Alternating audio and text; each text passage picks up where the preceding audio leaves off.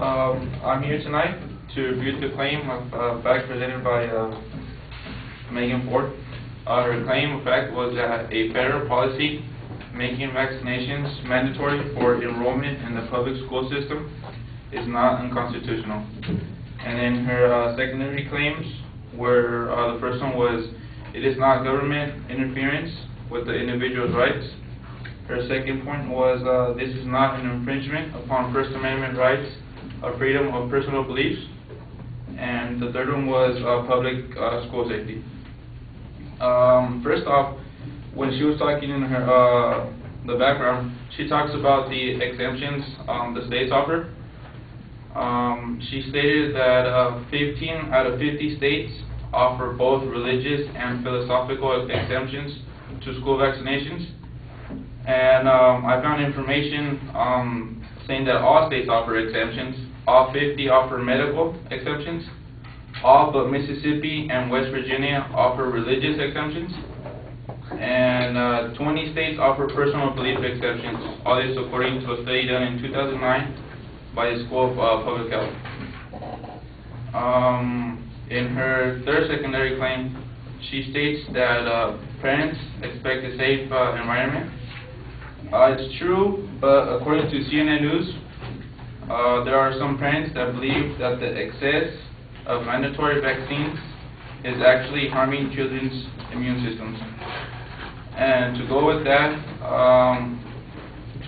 they also said that there are some anti-vaccination groups that argue that mandatory vaccines are a violation of human rights, as they force children to undergo procedures that some parents often find seriously harmful. And to prove these studies, according to Dr.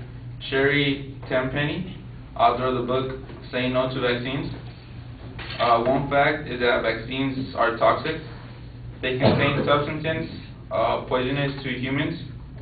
Another fact is that the immunization of depresses and disables brain and immune function, and investigations have shown vaccinations to be a causative factor in many illnesses.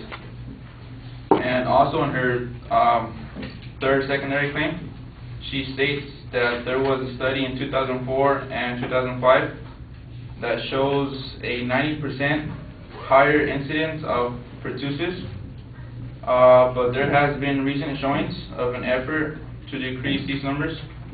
In the county of Sonoma, a new immunization law will take effect this summer, requiring that all incoming 7 to 12 grade students show proof of receiving a booster shot for pertussis before starting the 2011 and 2012 school year. And that's it.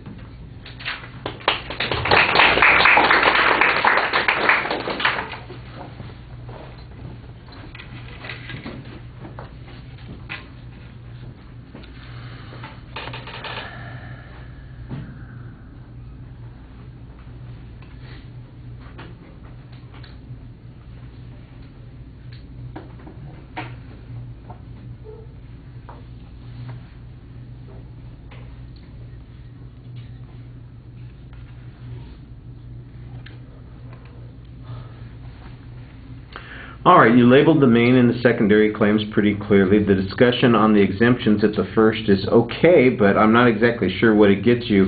How does that undermine the position that the advocate is taking? If you're correct and all the states have exemptions, does that mean that they all generally agree that it would be unconstitutional or problematic to allow or to require all students to get the vaccinations?